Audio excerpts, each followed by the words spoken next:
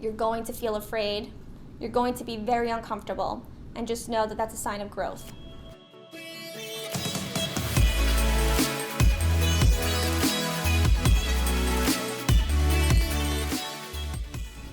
I wasn't going to upload a YouTube video this week because honestly, YouTube takes up a lot of time and energy, and I have been working on other aspects of my business, but I decided, why don't I just film a video that doesn't take up much time? Why don't I just make a video for the people that want to learn about business outside of the marketing aspect and maybe just hear more information from me?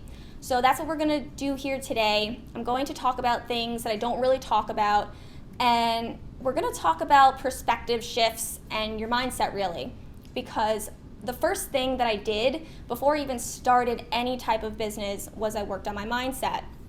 And it's really a non-negotiable, because you'll notice when you start to grow in business and scale, the health of your business, it really depends on the health of you and how strong your mind is, because you're gonna go through a lot of challenges when you're running your business. I'm going through them now, and I've been going through them ever since I started, and that's a good thing, but we're gonna talk about that. We're going to talk about a few of these perspective shifts.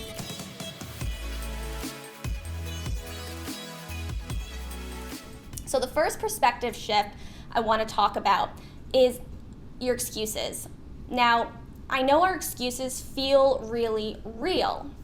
Probably 3 of them is, I don't have the self-confidence, I don't have money, or I don't have time. Or the knowledge, that's another one. I don't know where to start. I think we all do this, and I still do this, but I'm much better at telling myself that everything is my responsibility.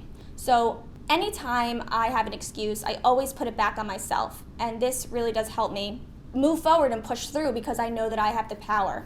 So when I was in my 9-to-5 and I would complain with coworkers and say, they're not paying me enough, look how much money I made them this year. I asked my boss for a raise and she said no. I've been here so long, they don't value longevity here. I can make my own business and make 10 times the amount of money. And that was my narrative for quite a while at my corporate job.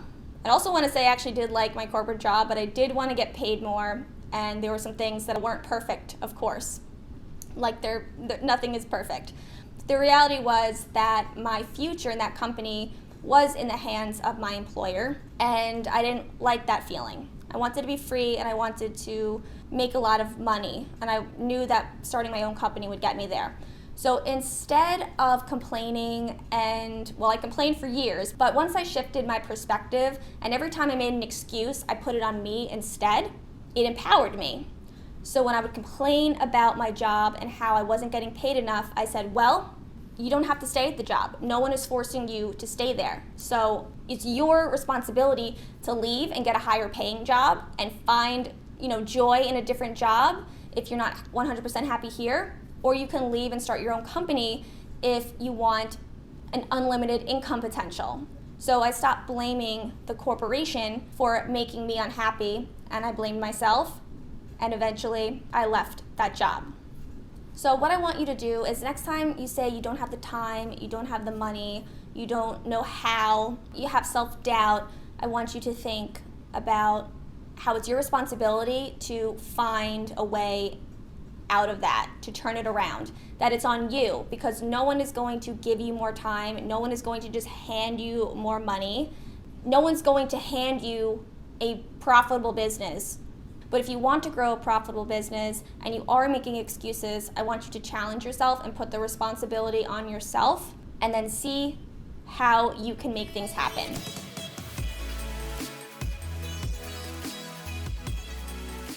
People are very fearful of starting a business. But if you have fear and self-doubt in yourself and in your business, then I want to offer you a perspective shift. So the brain likes to make decisions based on what has worked in the past, because the brain's primary job is to keep you alive.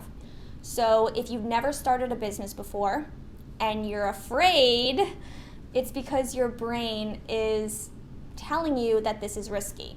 You might lose money, you might fail. So you want to realize that your brain is just trying to keep you safe. So I want you to have that perspective shift that when you're feeling afraid, when you're starting your business, it's a normal thing and it's a good thing. You're going to feel afraid.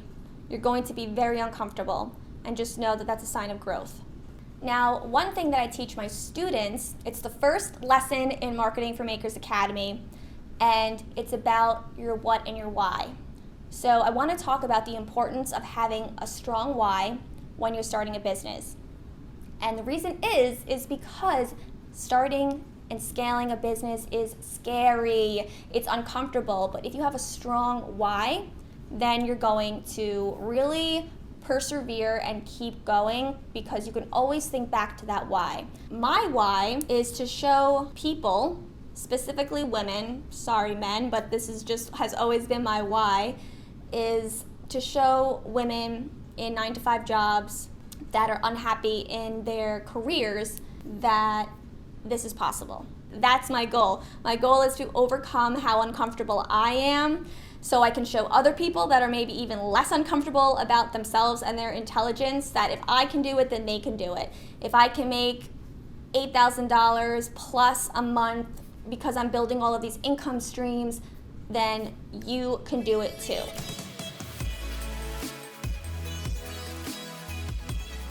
The next thing I want to talk about is failure. It doesn't really exist. Sorry, failure does not exist. Stop being so hard on yourself. When I quit my Etsy shop, the champagne flute shop, I could have considered that a failure. I would have never been able to do this if I didn't have my champagne flute shop. So if some people might give up and be like, well, that was a fail, I just did this for 3 months and now I don't want to do this business anymore. But instead of giving up, I just pivoted to something that I wanted to do. So failure is a wonderful thing. I think that you learn a lot more from failure than you do with your wins. I just thought that I would share some of the thoughts about excuses, fear, failure, and how I look at them, so you can look at them in a different perspective, hopefully a more healthy perspective, and hopefully you can just get out of your own way and start that business that you love.